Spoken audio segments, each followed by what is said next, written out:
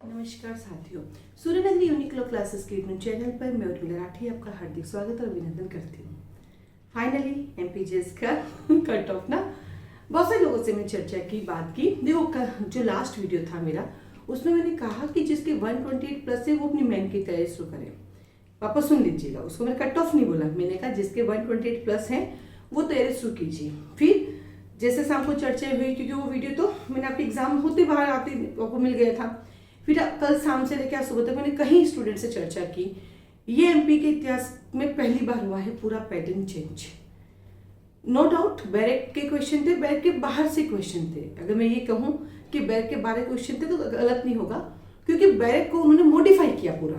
अगर आप ढंग से बैरक पढ़ते हो तो कंटेंट वही थे, बट उस कंटेंट को ड्राफ्ट करने का तरीका उनका चेंज था।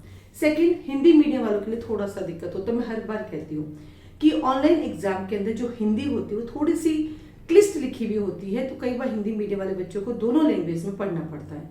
तो कहीं ना कहीं ये हम जुडिशरी एग्जामिनेशन को सोचना पड़ेगा कि जब हिंदी का पेपर हो रहा है आपके ऑनलाइन ना, तो उसमें लिटरली जो लैंग्वेज होती है बहुत क्लिष्ट होती है, उसको कुछ ना कुछ तो रिलीफ होना चाहिए। अन्यथा हिंदी मीडियम वाला बच्चा दोनों लैंग्वेज में पेपर पढ़ता है तो उसके पास इतना समय नहीं बचता है कि वो सारे क्वेश्चन अटेंड कर पाए। तो हम जुडिशरी से रिक्वेस्ट करेंगे, हम एग्जामिनेशन से रिक्वेस्ट करेंगे कि थोड़ा सा हिंदी मीडियम वालों से सोचिए, क्योंकि इतना क्लिष्ट हिंदी जो आपकी लैंग्वेज होती है ऑनलाइन की, वो एक्चुअल में नहीं होती जो हम रीडिंग करते हैं। तो जब सबसे बात हुई, चर्चा हुई, तो मिला जुला असर ये आया कि जिन स्टूडेंट के 110 प्लस माइनस, यानी 110 प्लस माइनस या तो 105 कट ऑफ जा सकती है या 115, यानी 105 से 115 के बीच में कट ऑफ जा सकती है। ये कट ऑफ की संभावना है। अब मैं आपसे कहूंगी, जिन बच्चों के 105 आ रहे हैं वो मेन की तैयारी शुरू करते हैं, मेन की प्रिपरेशन शुरू करते हैं। अब आप में से डाउट है पता नहीं कितने आएंगे कितने नहीं आएंगे, तो मैं उन बच्चों से इतना ही कहूंगी कि देखिए बेटा, रिजल्ट में टाइम है, अभी बहुत सारे ऑब्जेक्शंस मांगेंगे, आप भी डाउटफुल है और एक खुशी भी आप सबको कि आपका अच्छा नहीं हुआ तो किसी का नहीं हुआ। ये तो है ना ये सबसे बड़ा अच्छा है कि हम अपनी खुशियों में खुश नहीं होते, लेकिन हम दूसरों के दुख से बड़े खुश हो जाते हैं। ये ह्यूमन नेचर, आपकी और मेरी किसी की गलती नहीं, ह्यूमन नेचर ऐसा होता है ना। तो जिनके 105 प्लस हैं वो क्या करें, जब तक रिजल्ट ना आए अपना सीआरपीसी, सीपीसी, अकोमोडेशन और अपना रेवेन्यू, ये 4 एक्ट स्टार्ट कर ले। एक महीने इसको अच्छे से कर ले। जब भी आप ये करें, आपके पास जो भी गाइड है, डायरेक्ट क्वेश्चन, इनडायरेक्ट क्वेश्चन यानी प्रॉब्लम बेस्ड, डिफरेंसेस वाले, हर तरह से तैयार करें, हर तरह से तैयार करें। अगर कोई सेक्शन का केस लो इंपॉर्टेंट है, जैसे कि कन्फेशन का केस लो इंपॉर्टेंट है, इन्वेस्टिगेशन का, तो उसको फोकस करते हुए भी आप कर सकते हैं। तो ऐसे करके अपनी प्रिपरेशन शुरू करें इन चारों के लिए।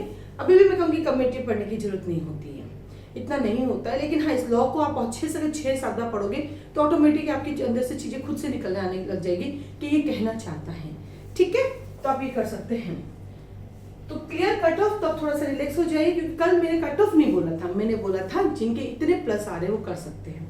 देन आता है सूर्यनगरी यूनिक्लो क्लासेस। ये जो है एक बैच चला रही है एमपी जेएस के मेन एग्जाम के लिए, जिसमें आपको पूरा पढ़ाया जाएगा, मेन पॉइंट ऑफ व्यू से पढ़ाया जाएगा और प्रॉपर क्लास चलेगी लगभग जब तक एग्जाम नहीं होगी। 1 मिनट, 1 मिनट, 2 मिनट, 2.5 मिनट पूरा हम मेन पॉइंट ऑफ व्यू से इसको पढ़ेंगे। और इसका टाइमिंग होगा मॉर्निंग में 8:30 से 10:30। मॉर्निंग में टाइम होगा इसका 8:30 से 10:30। तो जैसे प्री के लिए होता है, हम स्पेशली मेन के बैचेस भी चलाते हैं, जिसमें ये होगा Monday Tuesday class, Wednesday test, Thursday Friday class, Saturday test. 2 दिन क्लास, 1 दिन टेस्ट, 2 दिन क्लास, 1 दिन टेस्ट। मेन का टेस्ट होगा, कॉपी आपकी चेक भी होगी, आपके पास आएगी। ठीक है, आप चाहे तो इस बैचेस को ज्वाइन कर सकते हैं। ये बैच हम स्टार्ट करेंगे, ये बैच हम स्टार्ट करेंगे फर्स्ट अप्रैल, अच्छी डेट अजीब से ना, हम करेंगे 31 मार्च को।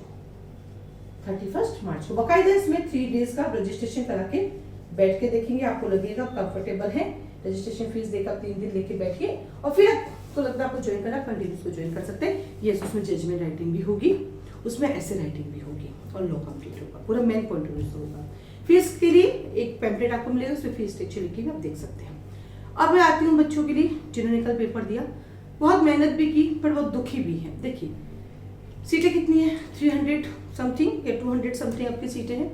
सबका सिलेक्शन तो नहीं होगा, हमने प्रिपरेशन की, हमें ये रिसर्च करना अपने आप पर कि हमने अपनी प्रिपरेशन में कितनी ऑनेस्टी रखी, हमारी ईमानदारी कितनी थी हमारी प्रिपरेशन में।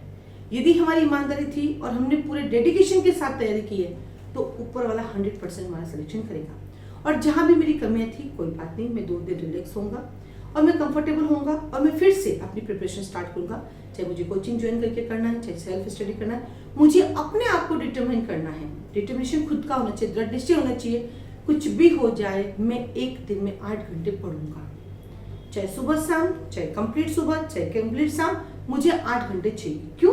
क्योंकि जब तुम 8 घंटे पढ़ोगे तो 2 घंटे तुम्हारे वैसे चले जाएंगे रेस्ट में, मुझे 6 घंटे दिमाग में जाएगा, उस दिन कानून आपके हाथ में रहेगा, आपके टिप्स पे रहेगा, आपके टंग पे रहेगा। तो ये डेडिकेशन आपको ही लाना है।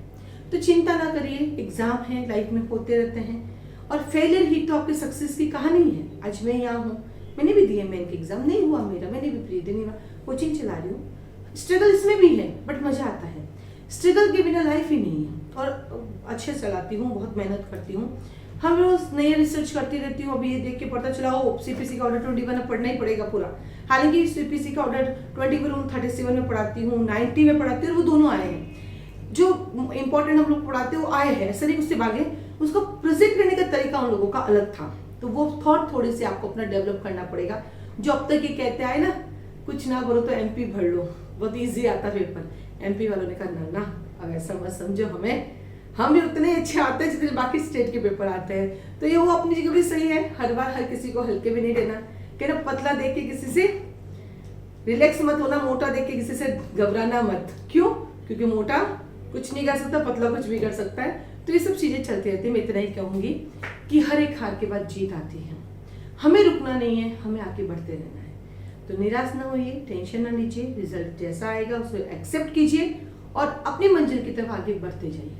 अगर ठान लिया जो डिसीजन निकालनी है, जब घर वालों ने इतने साल दिए, 1 साल और दे देंगे। एक बार बात करके देखो, वो हमेशा आपके साथ खड़े थे, खड़े हैं और खड़े रहेंगे।